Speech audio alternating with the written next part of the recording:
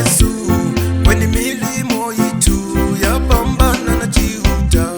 tikujicha wa Kristu wasambili wa Yesu kwenye milimo yitu ya pambana na jihuta tizamuzola tizamuzola tizamuzola suwalibisa tizamuzola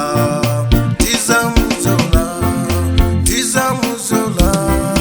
suwalibisa watata mwe wamama mwe yamata msungwa Yesu wakwiza tizamuzola watata mwe wamama mwe yamata msungwa Yesu wafika tizamuzola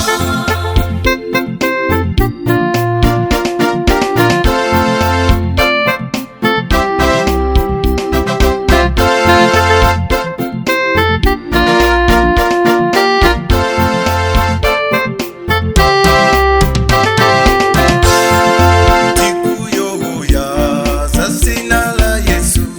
kwenye mitima yitu